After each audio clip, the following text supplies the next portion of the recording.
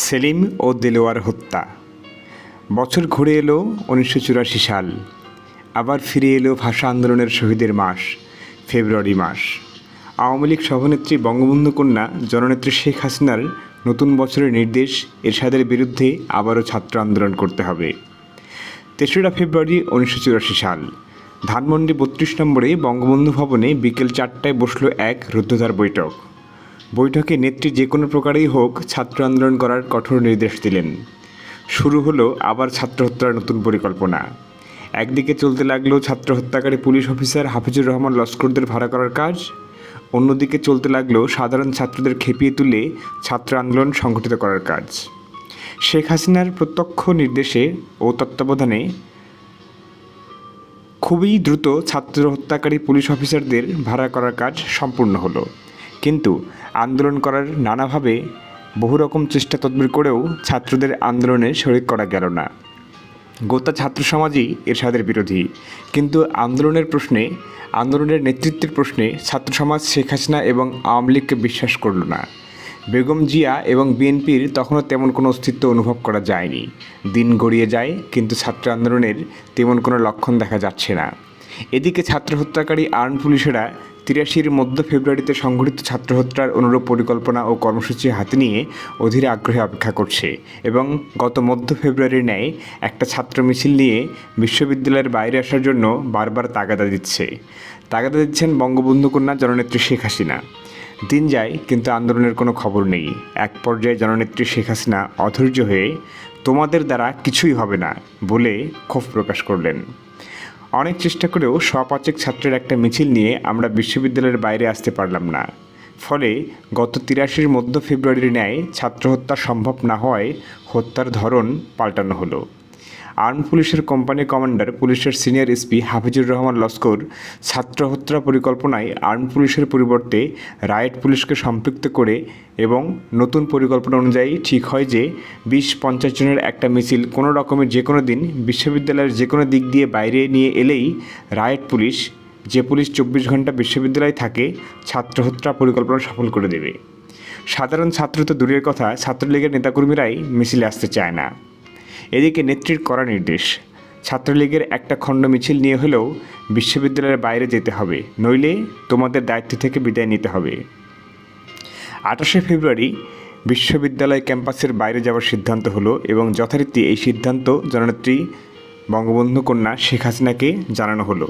শেখ হাসিনার মাধ্যমে এই সংবাদ হাফিজুর রহমান লস্করের মারফত রায়েট পুলিশের ঘাতকদের জানানো হলো। 28শে ফেব্রুয়ারি 1984 হঠাৎ 30-40 জন ছাত্রের একটা মিছিল বিশ্ববিদ্যালয় এলাকা ত্যাগ করে চানখার পুল হয়ে ফুলবাড়িয়া বাস স্ট্যান্ডের দিকে দ্রুত যেতে থাকলো। এই মিছিলের পেছনে পূর্ব পরিকল্পনা অনুযায়ী রায়েট পুলিশের একটা লরি আসতে লাগলো। বোঝা গেল এবার সামনে থেকে ছাত্র হত্যা করা হবে না, হত্যা করা হবে মিছিলের পেছন থেকে। যারা এই পরিকল্পনা অবহিত তারা যতটা সম্ভব মিছিলের সামনে থাকতে লাগলো। মোটামুটি মিছিলের অনেকেই জানে পিছন থেকে মিছিলে আক্রমণ করা হবে, রায়েট পুলিশের লরি থেকেই এই আক্রমণ করা হবে। তবে রায়েট পুলিশের লরি থেকে গুলি করা হবে না অন্য কোনোভাবে আক্রমণ করা হবে এটা কেউ জানতো না। তখন বিকেল 5টা। ক্ষুদ্র ছাত্র মিছিলটি নিমতলি পার হয়ে ফুলবাড়িয়া বাস স্ট্যান্ডে ঢোকার সঙ্গে সঙ্গেই রায়েট পুলিশ তাদের লবিটি বিদ্যুৎ গতিতে মিছিলের ওপর তুলে দিল। মিছিলের পিছন দিক থাকা সেলিম মুহূর্তের মধ্যে পুলিশের লরির চাকায় পিষ্ট হয়ে গেল। বাকি সবাই রাস্তার দুদিকে ছিটকে পড়ে প্রাণ বাঁচলেও দেলোয়ার সোজা দৌড়াতে লাগলো। প্রাণ ভয়ে দেলোয়ার দৌড়ানোর আগেই দেলোয়ারের প্রাণবধ করতে পেছনে ছুটতে থাকা রায়েট পুলিশের লরি। মিনিট দুয়েকের মধ্যেই দেলোয়ারের দেহ চাকায় পিষে রাস্তায় মিশিয়ে দেয় পুলিশের লরি। দেলোয়ারের দেহ এমনভাবে রাস্তার সাথে মিশিয়ে দেওয়া হয়েছে যে এটা যে দেলোয়ারের দেহ তা বোঝানো দূরের কথা, এটা যে একটা মানুষের দেহ তাই বোঝা যাচ্ছে না। আর পিছনে পিচ ঢালা রাস্তার সাথে থেতলে মিশে আছে সেলিমের দেহ। ধানমন্ডি 32 নম্বরে বঙ্গবন্ধু ভবনে সংবাদের জন্য অধীর আগ্রহে উৎসুক হয়ে বসে থাকা বঙ্গবন্ধু কন্যা জননেত্রী সভানেত্রী শেখ হাসিনাকে রায়েট পুলিশের চাকায় পিষ্ট হয়ে সেলিম ও দেলোয়ারের নিহত হওয়ার সংবাদটি পৌঁছানো মোটরসাইকেল আরোহী। ছাত্রলীগের 2 জন নেতার নিহত হওয়ার সংবাদটি শুনে শেখ হাসিনা পুলকিত ও আনন্দিত হয়ে উঠে বসলেন। সাবাস। তারপর গাড়ির ড্রাইভারকে জালালকে বললেন, জালাল গাড়ি লাগাও, আমি বাইরে যাব। মোটরসাইকেল আরোহীর সঙ্গে যেতে চাইলে নেত্রী বললেন, তোমরা এক কাজ করো, আগামীকাল 32-এ সবাই আসো, আজ সবাই চলে যাও। পরদিন সকালে 32-এ গিয়ে নেত্রীকে না পেয়ে মোটরসাইকেল আরোহী সোজা মহাখালী চলে গিয়ে ড্রাইভার জালাল এবং পাজেরো জিপ দেখতে পেয়ে নিশ্চিত হলো নেত্রী এখানে আছেন। কিন্তু ঘরে গিয়ে নেত্রীকে না পেয়ে বাবুর্চি রমাকান্তের কাছে জানতে পারল নেত্রী অজ্ঞাত গাড়ি আর চালকের সঙ্গে অজ্ঞাত স্থানে গিয়েছেন অনেক ভোরে। দুপুর 1টার দিকে ফিরে এসে নেত্রী খাওয়া দাওয়া করে সোজা চলে এলেন ধানমন্ডি 32 ভবনে।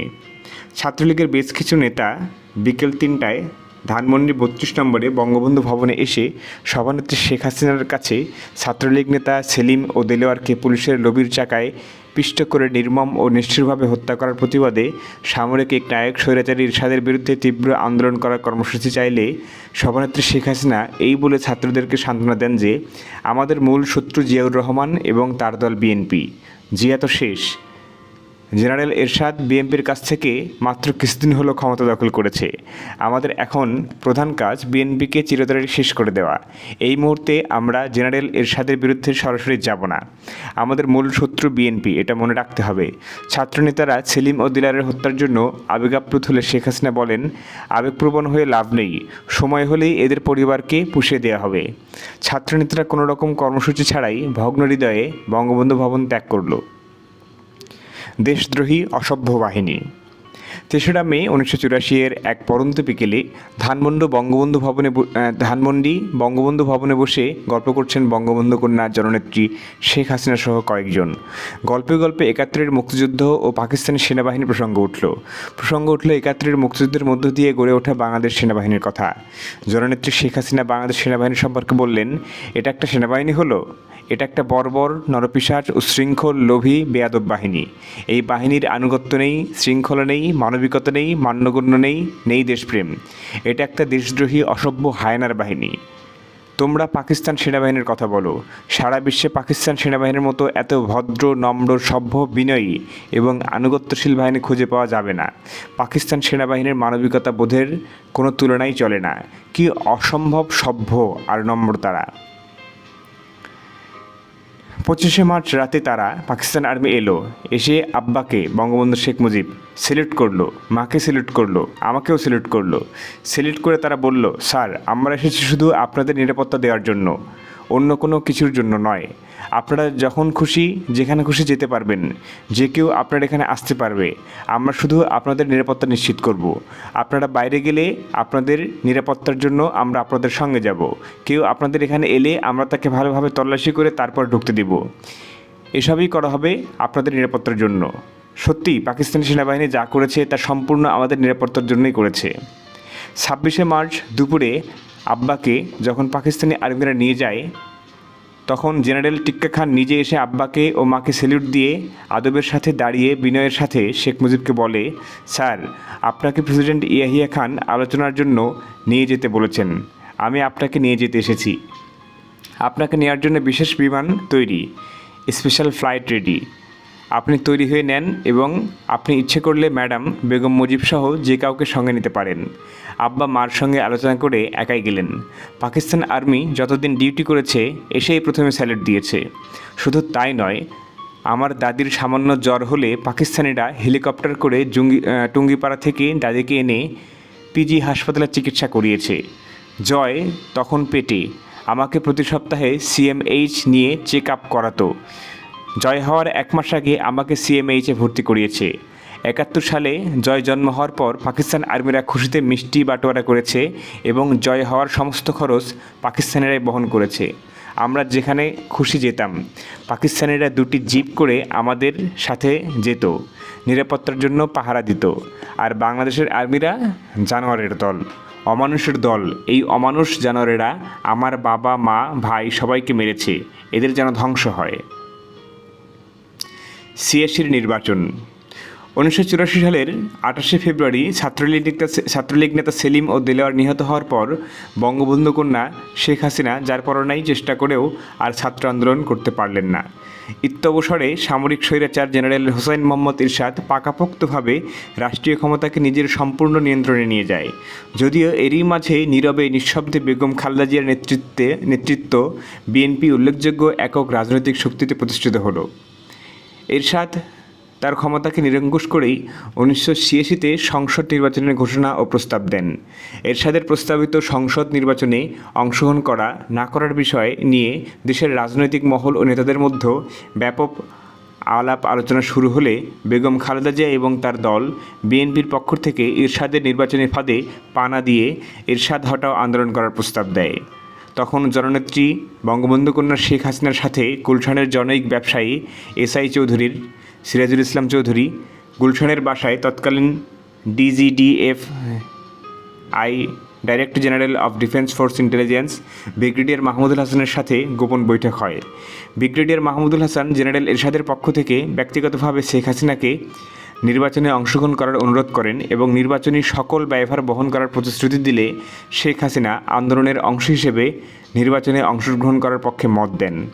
এই পরিস্থিতিতে দেশের বামপন্থী রাজনৈতিক নেতৃবৃন্দ, বিশেষত কমিউনিস্ট পার্টির প্রয়াত সাধারণ সম্পাদক কমরেড ফরহাদ এর প্রচেষ্টায় খালেদা জিয়া এবং শেখ হাসিনার মত পার্থক্য এই কৌশলে কমিয়ে আনা হয় যে নির্বাচনে শুধুমাত্র দুই নেত্রী খালেদা জিয়া ও শেখ হাসিনা ছাড়া আর কেউ দাঁড়াবে না। অর্থাৎ বামপন্থী নেতৃবৃন্দ বেগম জিয়াকে এটা বোঝাতে সমর্থ হয় যে বেগম জিয়া এবং শেখ হাসিনা দুজনে 150-300 আসনে নির্বাচনে দাঁড়াবেন আর বাকি সবাই মিলে দুই নেত্রীকে 300 আসনে জিতিয়ে দেবেন। তাহলে গণতান্ত্রিকভাবে নির্বাচনের মাধ্যমে সামরিক স্বৈরাচার জেনারেল এরশাদকে ক্ষমতাচ্যুত করা যাবে এবং তাতে করে রাজনৈতিক দলসমূহের মধ্যে বিভেদ এবং অনৈক্য সৃষ্টি হবে না। বেগম খালেদা জিয়া এরশাদকে ক্ষমতাচ্যুত করার প্রয়াসে দুই নেত্রী 150 আসন নির্বাচনের প্রস্তাব সায় দেন এবং শেখ হাসিনা ও খালেদা জিয়া মুখোমুখি সংক্ষিপ্ত বৈঠক করেন। কিন্তু গুলশানের ব্যবসায়ী এসআই চৌধুরীর মাধ্যমে দুই নেত্রীর এই গোপন নির্বাচনী কৌশলের কথা এরশাদের কাছে পৌঁছে যায় এবং এরশাদ রাষ্ট্রপতির অধ্যাদেশ জারি করে এক ব্যক্তি 5-এর অধিক বা বেশি আসনে নির্বাচনে দাঁড়াতে পারবে না। ফলে দুই নেত্রীর 150-300 আসনে নির্বাচনী করার কৌশল ভণ্ডুল হয়ে যায়। তখন বেগম জিয়া এরশাদের নির্বাচনী ফাঁদে পা না দিয়ে এরশাদ পতনের আন্দোলনের পুরানা অবস্থানে চলে যান। এদিকে গুলশানের এসআই চৌধুরীর বাড়িতে ডিজিডিএফআই ব্রিগেডিয়ার মাহমুদুল হাসানের সাথে শেখ হাসিনার আবার বৈঠক হয় এবং সেই বৈঠকে দাবি করা হয় নির্বাচনী ব্যয় হিসেবে আগে যে পরিমাণ অর্থ ধরা হয়েছে এখন তার 3 গুণ অর্থ দিতে হবে। ডিজিডিএফআই ব্রিগেডিয়ার মাহমুদুল হাসান 1 ঘন্টার সময় চেয়ে চলে যান এবং বঙ্গবন্ধু কন্যা শেখ হাসিনা ধানমন্ডি 32 নম্বর বঙ্গবন্ধু ভবনে চলে আসেন। ঘণ্টা 2 পর সন্ধ্যার দিকে ব্যবসায়ী এসআই চৌধুরী 2টি মাইক্রোবাস সঙ্গে নিয়ে 32 নম্বরে এসে হাজির। এসআই চৌধুরী আর শেখ হাসিনার মধ্যে 1-1.5 মিনিট কথা, তারপরেই হুকুম হলো তাড়াতাড়ি মাইক্রোবাস থেকে বস্তাগুলো নামিয়ে আনো। সঙ্গে সঙ্গে মাইক্রোবাস থেকে মুখ সেলাই করা মোট 9টি নতুন বস্তা নামিয়ে বঙ্গবন্ধু ভবনের নিচতলায় লাইব্রেরি আর বেডরুমের মাঝে যে মাস্টার বাথরুম সেই বাথরুমে রাখা হলো। এরপর শেখ হাসিনা আদেশ করলেন সাংবাদিক সম্মেলনের আয়োজন করতে এবং ডক্টর কামাল হোসেন সহ আওয়ামী লীগের কেন্দ্রীয় নেতাদের 32 নম্বরে বঙ্গবন্ধু ভবনে জরুরি ভিত্তিতে আসতে বলার জন্য। ডক্টর কামাল হোসেন সহ যে সকল নেতাদের টেলিফোনে পাওয়া গেল তাদের অনতিবিলম্বে বঙ্গবন্ধু ভবনে আসতে বলা হলো। বিভিন্ন পত্রিকা অফিসে টেলিফোনের মাধ্যমে ও সরাসরি গিয়ে জরুরি সাংবাদিক সম্মেলনের সংবাদ জানানো হলো। সাংবাদিক সম্মেলনের বিষয়বস্তু সম্পর্কে সাংবাদিকদের কিছু জানানো সম্ভব হলো না, শুধু বলা হলো জরুরি ও খুবই গুরুত্বপূর্ণ সাংবাদিক সম্মেলন। আসলে সত্যি কথা বলতে কি, সাংবাদিক সম্মেলনের বিষয়বস্তু সম্পর্কে ডক্টর কামাল হোসেন সহ কোনো নেতা কিছু জানেন না। মূল বিষয়বস্তু সম্পর্কে জানেন মূলত 4 ব্যক্তি: শেখ হাসিনা, ব্যবসায়ী SI Chowdhury, DGDFI brigadier Mahmudul Hasan এবং প্রধান সামরিক আইন প্রশাসক সেনাবাহিনী প্রধান রাষ্ট্রপতি জেনারেল হুসাইন মোহাম্মদ এরশাদ। অধিক রাত হওয়া সত্ত্বেও বহুসংখ্যক সাংবাদিক এসে উপস্থিত হলো ধানমন্ডি 32 নম্বরে বঙ্গবন্ধু ভবনে। শেখ হাসিনা ইতিমধ্যে আওয়ামী লীগ নেতাদের এরশাদের নির্বাচনে অংশগ্রহণ করার সিদ্ধান্ত জানালেন। নেতারা বললেন, নির্বাচনে যাব ঠিক আছে, কিন্তু একদিন আমরা বিষয়টি নিয়ে আলোচনা করি, তারপর সিদ্ধান্ত নেই। শেখ হাসিনা বললেন, আমাদের সময় নেই, তাড়াতাড়ি করতে হবে। খালেদা জিয়া এবং তার দল বিএনপিকে ল্যাং মেরে নির্বাচনে যেতে হবে, কাজেই এটা নিয়ে এত আলোচনার দরকার নেই। বাইরে সাংবাদিকরা বসে আছে, এখনই নির্বাচনে যাওয়ার ঘোষণা দিতে হবে বলেই সরাসরি সাংবাদিকদের মাঝে এসে উপস্থিত হলেন এবং নির্বাচনে অংশগ্রহণ করার ঘোষণা দিলেন। তারপর দিন 6 ফুট লম্বা 3 ফুট চওড়া 5 তলা একটি স্টিলের ওয়ার্ড্রপ আনা হলো এবং যে বাথরুমে সেলাই করা বস্তাগুলো আছে সেখানে রাখা হলো। তারপর একে একে বস্তা খোলা হলো, আর বস্তার ভিতরে থাকা 500 টাকার নতুন বান্ডিলগুলো ওই স্টিলের ওয়ার্ড্রপ সাজিয়ে রাখা হলো। সব টাকা ওয়ার্ড্রপে না ধারায় বাকি টাকা অন্যত্র সরিয়ে ফেলা হলো। শুরু হলো 1986 এর সংসদ নির্বাচনী প্রক্রিয়া। দেশ দুই ভাগে বিভক্ত হলো। এক ভাগ শেখ হাসিনার নেতৃত্বে জেনারেল এরশাদের পাত্র নির্বাচনে জড়িয়ে পড়ল, আর এক ভাগ বেগম খালেদা জিয়ার আহ্বানে এরশাদ পতন ও পাত্র নির্বাচন বর্জন এবং ঠেকানোর চেষ্টায় রত হলো। শেখ হাসিনা সর্বশক্তি দিয়ে আওয়ামী লীগ কর্মীদের নির্বাচনে ঝাঁপিয়ে পড়ার জোরদার আহ্বান জানালেন। তিনি বললেন, এই নির্বাচনের মাধ্যমেই আওয়ামী লীগকে পুনর্বার ক্ষমতায় আসতে হবে এবং সামরিক শাসক এরশাদকে বিদায় করতে হবে। শেখ হাসিনার আহ্বানে জনগণ এগিয়ে না এলেও আওয়ামী লীগের কর্মী সমর্থকরা স্বতঃস্ফূর্তভাবে এগিয়ে এলো। আওয়ামী লীগের কর্মী সমর্থকরা সারা দেশেই একটা নির্বাচনী পরিবেশ সৃষ্টি করে তুলল। ওই সময়ে ফিলিপাইনে সামরিক একনায়ক জেনারেল মার্কোসের বিরুদ্ধে নিহত জননেতা মিস্টার অ্যাকুইনোর বিধবা স্ত্রী মিসেস কোরাজন অ্যাকুইনো প্রেসিডেন্ট পদে নির্বাচনের প্রতিদ্বন্দ্বিতা করছে। সারা বিশ্ব ফিলিপাইনের দিকে তাকিয়ে আছে। ঠিক এমনি মুহূর্তে বাংলাদেশেও সামরিক শাসকের বিরুদ্ধে গণতান্ত্রিক নির্বাচন ফিলিপাইনের মতোই প্রায় দৃষ্টি আকর্ষণ করে আছে। শেরেবাংলা নগরে মানিক মিয়া এভিনিউতে আওয়ামী লীগের শেষ বিশাল নির্বাচনী জনসভা। এর মাত্র 2 দিন আগে ফিলিপাইনের নির্বাচন হয়ে গেছে। সামরিক একনায়ক জেনারেল মার্কোস নির্বাচনের ফলাফল পাল্টে দিয়ে নিজেকে বিজয়ী ঘোষণা করেছে। অপরদিকে মিসেস কোরাজন অ্যাকুইনো ওই ফলাফল প্রত্যাখ্যান করে নিজেকে বিজয়ী ঘোষণা করেছেন। মিসেস কোরাজন অ্যাকুইনের পক্ষে ফিলিপাইনের জনগণ রাস্তায় নেমেছে, আর সেই জনগণকে দমিয়ে দেওয়ার জন্য একনায়ক মার্কোসের পক্ষে সেনাবাহিনী ট্যাঙ্ক নিয়ে রাস্তায় বেরিয়ে এসেছে। একদিকে জনগণের বিক্ষোভ, অপরদিকে সামরিক বাহিনীর ট্যাঙ্ক। ফিলিপাইনের অবস্থা গত 2 দিন থেকে খুবই উত্তপ্ত। জনগণও বিক্ষোভে সামিল হওয়ার জন্য জেনারেল মার্কোসের কারফিউ ভেঙে রাস্তায় বেরিয়ে এসেছে, আর সেই জনগণের দিকে তাক করে ট্যাঙ্ক নিয়ে ধেয়ে আসছে সেনাবাহিনী। ফিলিপাইনের দিকে সারা পৃথিবীর দৃষ্টি যতখানি গভীর, বাংলাদেশের জনগণের দৃষ্টি তার চাইতে অনেক বেশি গভীর। ফিলিপাইনের মতো বাংলাদেশেও প্রায় একই ঘটনা, একই অবস্থা। জনগণ বনাম সামরিক বাহিনী, নির্বাচিত জনপ্রতিনিধি বনাম সামরিক একনায়ক। বাংলাদেশের জনগণ সজাগ ও তীক্ষ্ণ দৃষ্টি রেখেছে ফিলিপাইনের শেষ পরিণতির দিকে। ফিলিপাইনের উত্তাপ বাংলাদেশের জনগণের অনুভূতিতে লাগছে। এমনই মুহূর্তে শেখ হাসিনার আওয়ামী লীগের শেষ নির্বাচনী বিশাল জনসভা চলছে। হঠাৎ মঞ্চের নেতার বক্তৃতা বন্ধ করে মাইকে ঘোষণা করা হলো, ফিলিপাইনের একনায়ক জেনারেল মার্কোস দেশ থেকে পালিয়ে গিয়েছে। ঘোষণার সঙ্গে সঙ্গে বিদ্যুৎ গতিতে জনতা উল্লাসে ফেটে পড়ল। মনে হলো যেন বাংলাদেশ থেকে জেনারেল এরশাদ পালিয়ে গেছে এবং শেখ হাসিনা ক্ষমতায় এসেছে। মঞ্চের নেতারা একে অপরকে বুকে জড়িয়ে ধরে কোলাকুলি করলেন। এই যেন পথের দিশা পাওয়া গেল। বাংলাদেশেও একই ঘটনার পুনরাবৃত্তি ঘটতে যাচ্ছে। 2 দিন পর বাংলাদেশের নির্বাচন হলো। জেনারেল এরশাদ জেনারেল মার্কোসের ন্যায় মিডিয়া কু করে ফলাফল পাল্টিয়ে দিয়ে নিজের দল জাতীয় পার্টিকে বিজয়ী ঘোষণা করল। অপরদিকে শেখ হাসিনা ওই ফলাফল প্রত্যাখ্যান করে ফিলিপাইনের মিসেস কোরাজন অ্যাকুইনোর মতো নিজেকে বিজয়ী ঘোষণা করলেন। জেনারেল এরশাদ পার্লামেন্ট অধিবেশন ডাকলো, শেখ হাসিনাও পাল্টা পার্লামেন্ট অধিবেশন ডাকলেন। জেনারেল এরশাদের পার্লামেন্ট অধিবেশন শুরু হলো পার্লামেন্ট হাউজে, শেখ হাসিনার পার্লামেন্ট অধিবেশন শুরু হলো পার্লামেন্টের সিঁড়িতে। এভাবে কয়েকদিন চলতে লাগলো।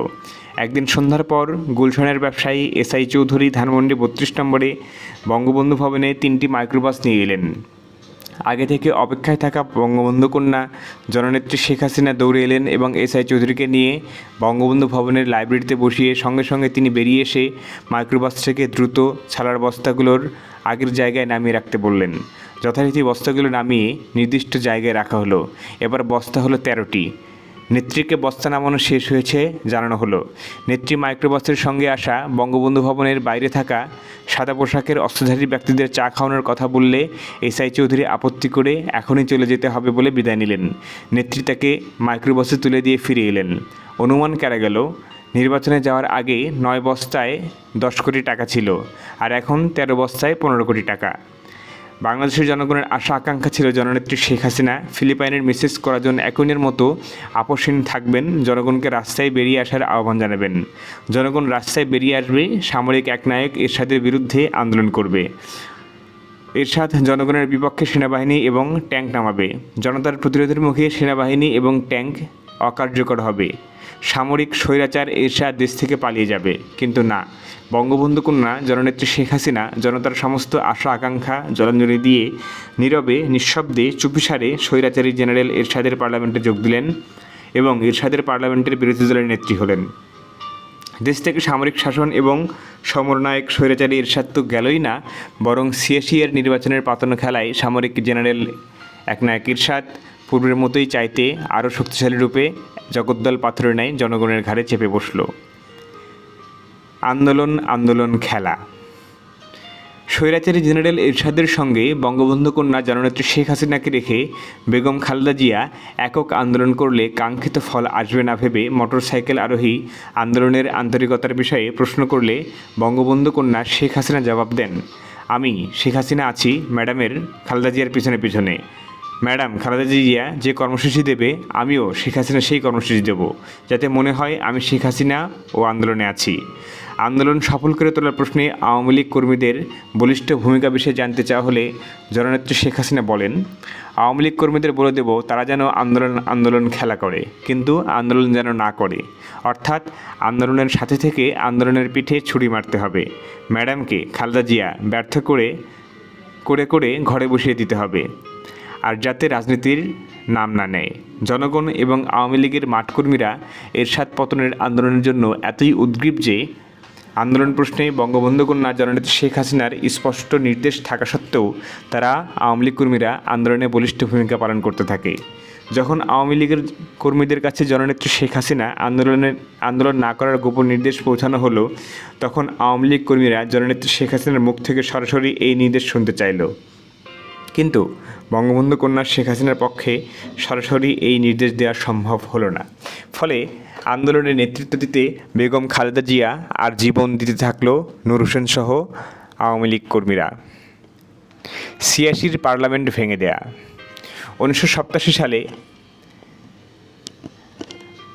10ই নভেম্বর ঢাকায় আওয়ামী যুবলীগ কর্মী নূর হোসেন বুকে স্বৈরাচার নিপাত যাক আর পিঠে গণতন্ত্র মুক্তি পাক লিখে বিক্ষোভ মিছিল করার সময় পুলিশের গুলিতে নিহত হলে দেশি এবং বিদেশি, বিশেষ করে বহির্বিশ্বের প্রচার মাধ্যমে তা ফলাও করে প্রচার করে। ফলে সামরিক একনায়ক হোসাইন মোহাম্মদ এরশাদ খুবই অসন্তুষ্ট এবং রাগান্বিত হন। আওয়ামী লীগের কর্মীদের আন্দোলনে বলিষ্ঠ ভূমিকা থাকায় এরশাদ মনে করেন, ভুল বোঝেন যে শেখ হাসিনা তলে তলে কর্মীদের তার বিরুদ্ধে লেলিয়ে দিয়েছেন। তিনি এই বলে মন্তব্য করেন যে, আমার খাবে আমার পড়বে, আবার আমার সাথে গাদ্দারি। শেখ হাসিনা গাদ্দারি করবে, আমার সাথে বেইমানি করবে, নাফরমানি করবে। আমি শেখ হাসিনাকে বিরোধী দলীয় নেত্রী বানিয়ে মন্ত্রীর মর্যাদা দিয়েছি, মন্ত্রীর চাইতে বেশি সুযোগ সুবিধা দিচ্ছি, দেশ চালনা থেকে শুরু করে সব কিছুতেই ভাগাভাগি করছি, আর তলে তলে আমার সাথে গাদ্দারি, নাফরমানি। আমি আর শেখ হাসিনাকে কোনো ভাগ দেব না, বিরোধী দলের নেত্রীরও রাখব না। জননেত্রী বঙ্গবন্ধু কন্যা বিরোধী দলীয় নেত্রী শেখ হাসিনা, ব্যবসায়ী এসআই চৌধুরী এবং ডিজিডিএফআই মাহমুদুল হাসানের মাধ্যমে এরশাদকে আন্দোলনে তার অনাগ্রহ, অনিচ্ছা এবং আন্দোলনের সাথে সম্পৃক্ত থেকে পিছন থেকে ছুরি মেরে আন্দোলনকে ভণ্ডুল করে দেওয়ার বিষয়টা অনেক বোঝানোর চেষ্টা করেছেন, কিন্তু এরশাদ নাছোড়বান্ধা। তার এক কথা, আন্দোলনের নামে পিছন থেকে আন্দোলনকে ছুরি মারতে হবে না, আন্দোলনের বিরুদ্ধে আমাকে প্রকাশ্যে সরাসরি সমর্থন দিতে হবে, নইলে আমি পার্লামেন্টেও রাখব না, শেখ হাসিনাকেও বিরোধী দলীয় নেত্রী রাখব না। বিরোধী দলীয় নেত্রী থাকতে হলে এবং মন্ত্রীর মর্যাদাসহ অন্যান্য সকল প্রকার সুযোগ সুবিধা পেতে হলে আমাকে কোনো প্রকার রাগঢাক না করে ঢালাওভাবে সমর্থন করতে হবে।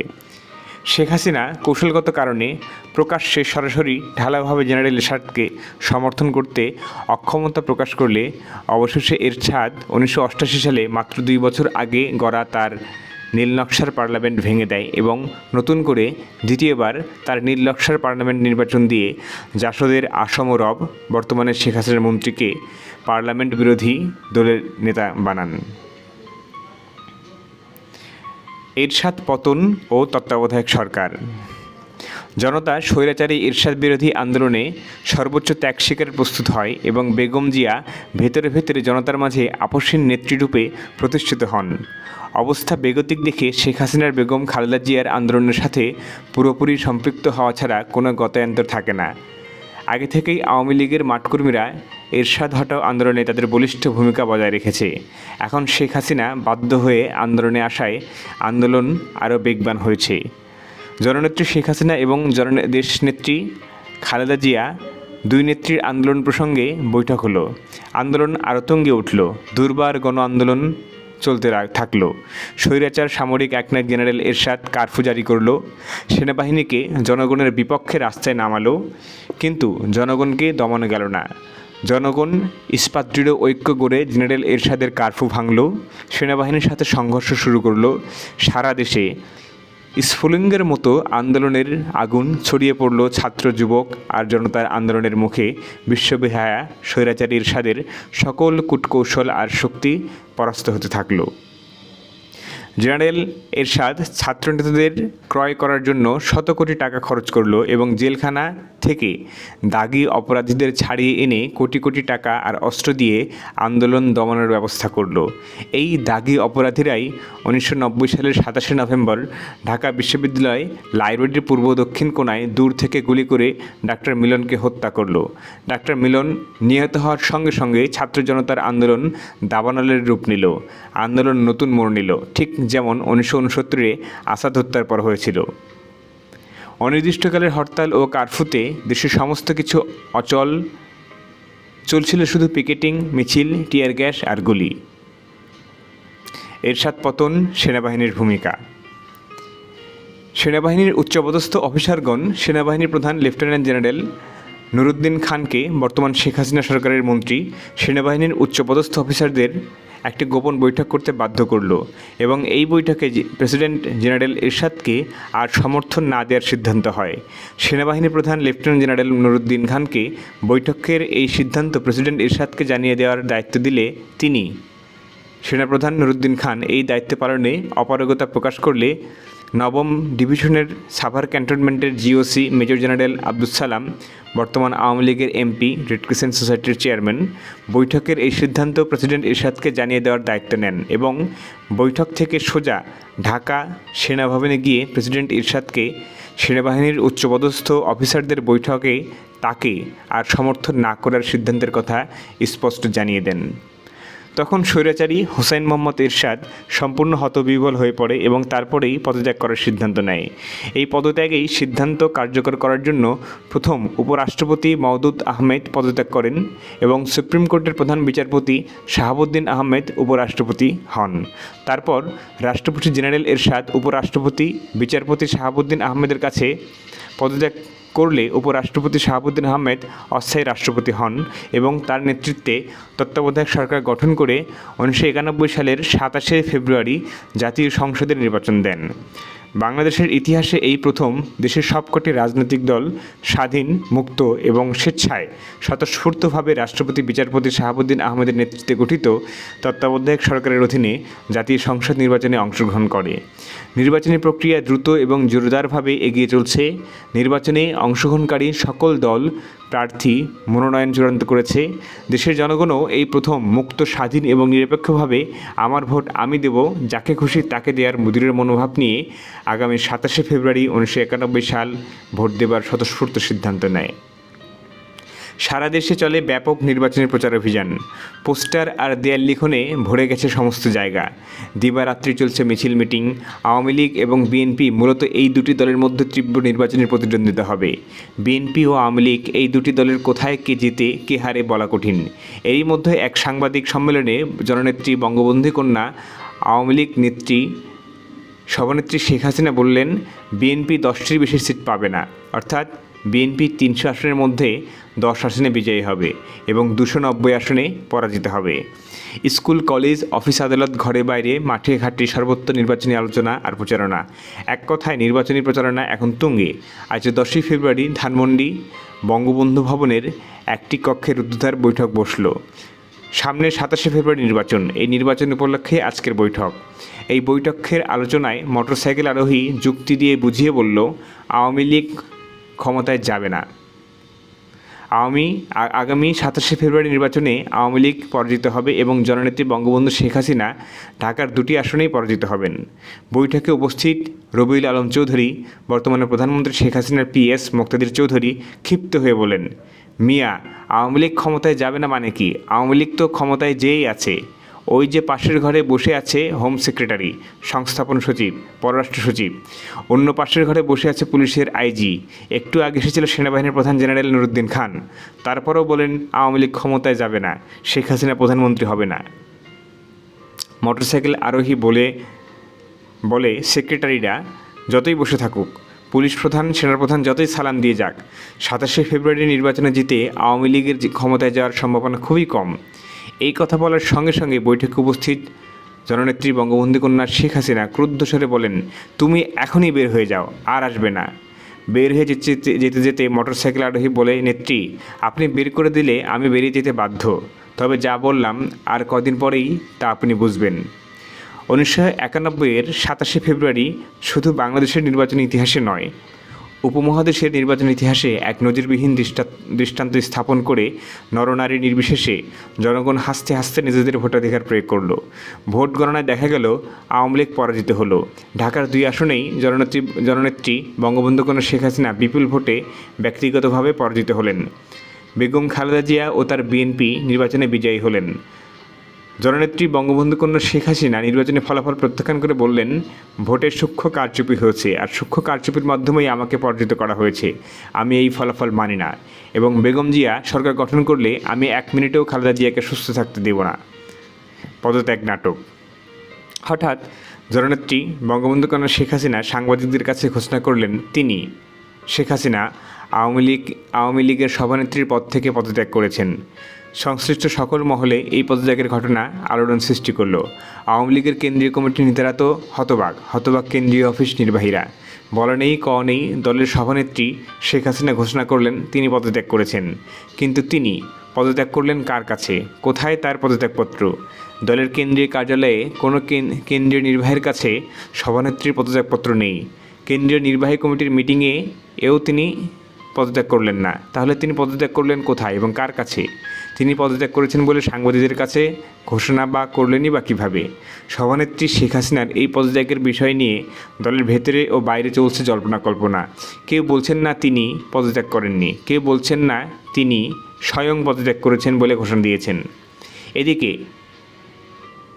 বঙ্গবন্ধু কন্যা সভানেত্রী শেখ হাসিনা তার পদত্যাগ প্রত্যাহার করার দাবিতে ছাত্রলীগ ও যুবলীগ কর্মীদের ব্যাপক মিছিল, মিটিং এবং আমরণ অনশন করার নির্দেশ দেন। কিন্তু জননেত্রী বঙ্গবন্ধু কন্যা সভানেত্রী শেখ হাসিনা এই নির্দেশে যুবলীগ, ছাত্রলীগের কর্মীরা তেমন সাড়া না দিলে এবং পত্রপত্রিকা পদত্যাগ নাটক নিয়ে হইচই শুরু করলে দলের সভানেত্রী শেখ হাসিনা দলের সাধারণ সম্পাদিকা সাদেরা চৌধুরীকে, বর্তমান শেখ হাসিনা মন্ত্রিসভার বন ও পরিবেশ মন্ত্রী, সভানেত্রীর পদত্যাগপত্র ছিঁড়ে ফেলেছেন বলে ঘোষণা দেওয়ার জন্য যার পরনাই অনুরোধ করেন।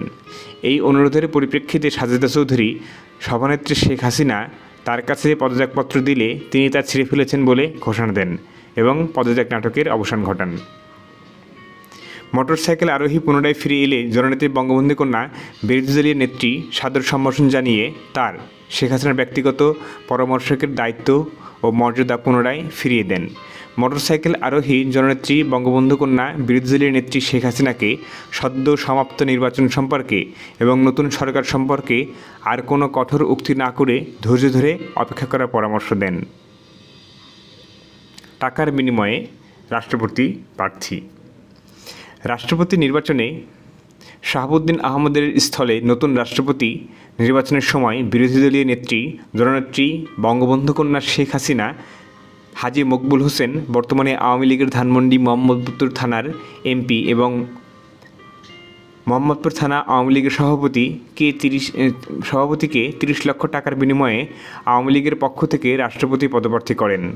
অন্যদিকে এরশাদ এবং তার দল জাতীয় পার্টির সমর্থন নিয়ে সুপ্রিম কোর্টের সাবেক প্রধান বিচারপতি বদরুল হায়দার চৌধুরী রাষ্ট্রপতির প্রার্থী হন।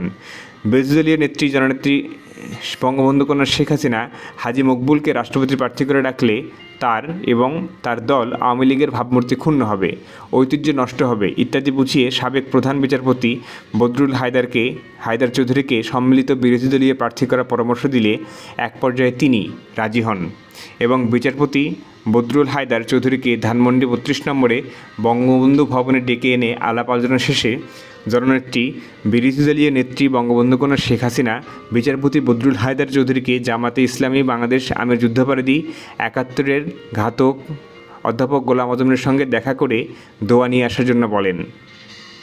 এদিকে হাজী মকবুল হোসেনকে রাষ্ট্রপতি প্রার্থিতা প্রত্যাহার করার জন্য বিরোধী দলীয় নেত্রী শেখ হাসিনা নির্দেশ দিলেও হাজী মকবুল প্রার্থিতা প্রত্যাহার করতে গড়িমসি শুরু করে। এক পর্যায়ে হাজী মকবুল হোসেন বঙ্গবন্ধু কন্যা শেখ হাসিনাকে দেওয়া তার 30 লক্ষ টাকা ফেরত না পেলে রাষ্ট্রপতি প্রার্থিতা প্রত্যাহার করতে অস্বীকৃতি জানায়। তখন জননেত্রী বিরোধী দলীয় নেত্রী বঙ্গবন্ধু কন্যা শেখ হাসিনা ধানমন্ডি 32 নম্বরে বঙ্গবন্ধু ভবনে লোক দিয়ে হাজী মকবুল হোসেনকে ডেকে প্রায় ধরে এনে প্রথমে ধমকে জিজ্ঞেস করেন তার মতো লোকের পক্ষে আওয়ামী লীগের রাষ্ট্রপতি প্রার্থী হওয়া সাজে কিনা। তারপর বলেন, আমি শেখ হাসিনা আপনার মতো লোককে আওয়ামী লীগের রাষ্ট্রপতির প্রার্থী করে বিরল সম্মান ও মর্যাদার অধিকারী করেছি। এটা কি আপনার জন্য যথেষ্ট নয়? তাছাড়া নির্বাচনে তো জিতবেন না, রাষ্ট্রপতি তো হতেই পারবেন না। এখন সম্মানের সাথে চুপচাপ বসে পড়েন। হাজী মকবুল আমতা আমতা করতে থাকলো। বঙ্গবন্ধু কন্যা শেখ হাসিনা বলেন, আপনি যা করেছেন, যা দিয়েছেন, ভবিষ্যতে আমি তা মনে রাখবো এবং পুষিয়ে দেব। এই নিয়ে আর উচ্চবাক্য করে ভবিষ্যৎ খোয়াবেন না। নিঃশব্দে পদত্যাগ করে আমার প্রতি আনুগত্য দেখান। অতঃপর আওয়ামী লীগের রাষ্ট্রপতি প্রার্থী মকবুল হোসেন ভবিষ্যতের আশায় প্রার্থিতা প্রত্যাহার করে জননেত্রী বঙ্গবন্ধু কন্যা শেখ হাসিনার প্রতি আনুগত্য প্রকাশ করে। জাহানারা ইমাম ও শেখ হাসিনা। বেগম খালেদা জিয়া বাংলাদেশের প্রধানমন্ত্রী এবং শেখ হাসিনা বিরোধী দলীয় নেত্রী। প্রধানমন্ত্রী বেগম খালেদা জিয়া এবং বিরোধী দলীয় নেত্রী শেখ হাসিনার মাঝে সহযোগিতা সম্প্রীতি দূরের কথা, বরং বৈরিতা এবং হিংস্রতা আগের চেয়ে আরও তীব্র হলো। এই সুযোগে স্বাধীনতা বিরোধী মৌলবাদী রাজনৈতিক দল জামাতে ইসলামী তাদের নেপথ্যের মূল নেতা যুদ্ধাপরাধী ঘাতক গোলাম আজমকে জামাতে ইসলামীর আমির বানায়। এর প্রতিবাদে এবং যুদ্ধাপরাধী ঘাতক গোলাম আজম সহ সকল যুদ্ধাপরাধীর বিচারে দাবিতে 1992 সালের 11 ফেব্রুয়ারি শহীদ জননী জাহানারা ইমাম মুক্তিযুদ্ধের চেতনা বাস্তবায়ন ও 71-এর ঘাতক দালাল নির্মূল জাতীয় সমন্বয় কমিটির নামে মুক্তিযুদ্ধের চেতনায় বিশ্বাসী একটি নতুন সংগঠন গড়ে তোলেন এবং আন্দোলন শুরু করেন। শহীদ জননী জাহানারা ইমামের নেতৃত্বে গড়ে ওঠা এই নতুন সংগঠনের আন্দোলন কর্মসূচিতে জনগণ ব্যাপক সাড়া দিল। নতুন প্রজন্ম শহীদ জননী জাহানারা ইমামের নেতৃত্ব ও কর্মসূচিতে দারুণ উৎসাহ ও আস্থা নিয়ে অংশগ্রহণ করতে থাকলে বঙ্গবন্ধু কন্যা বিরোধী দলীয় নেত্রী শেখ হাসিনা অস্থির ও উত্তেজিত হয়ে ওঠেন। শেখ হাসিনা কেবলই বলতে থাকেন, জাহানারা ইমাম নতুন দোকান খুলেছে, নতুন ব্যবসা ধরেছে, নেত্রী হতে চায়, জননেত্রী হতে চায়, ব্যবসার জায়গা পায় না, মুক্তিযুদ্ধের নাম নিয়ে ব্যবসা শুরু করেছে। মোটরসাইকেল আরোহী বঙ্গবন্ধু কন্যা শেখ হাসিনাকে বলে, নেত্রী একই বলছেন আপনি, সমগ্র জাতি জানে জাহানারা ইমাম শহীদ জননী। 71-এর মুক্তিযুদ্ধে তার ছেলে রুমি শহীদ হয়েছে, তিনি শহীদ জননী, আর আপনি একই বলছেন। বঙ্গবন্ধু কন্যা জননেত্রী শেখ হাসিনা উত্তেজিত হয়ে বলেন, রাখো তোমার শহীদ জননী। ও কিসের শহীদ জননী? ওর ছেলে রুমি লুটপাট করতে যেয়ে নিজেদের গুলিতেই মারা গেছে। ওর স্বামী 71 সালে যুদ্ধের সময় আর্মিদের সাপ্লাই করত। মোটরসাইকেল আরোহী বলে, একই বলছেন নেত্রী, এসব কথা জনসমক্ষে বললে হিতে বিপরীত হবে। বঙ্গবন্ধু কন্যা বলেন, এই জন্যই তো দম বন্ধ করে চুপ করে আছি এবং তোমাদের বলে রাখছি, তোমরা এগুলো বাইরে বলবে। ওরা জাহানারা ইমাম ধানমন্ডি 32-এর রাস্তায় ঢুকতেই ডান দিকের কোনায় প্রথম দ্বিতীয়তলা বাড়িতে থাকত। আমাদের বাড়ির ধানমন্ডি 32-এর বঙ্গবন্ধু ভবনের পূর্ব দিকে প্রথম বাড়িটাই থাকত। জাহানারা ইমামদেরও পাকিস্তানি আর্মিরা পাহারা দিয়ে রাখত।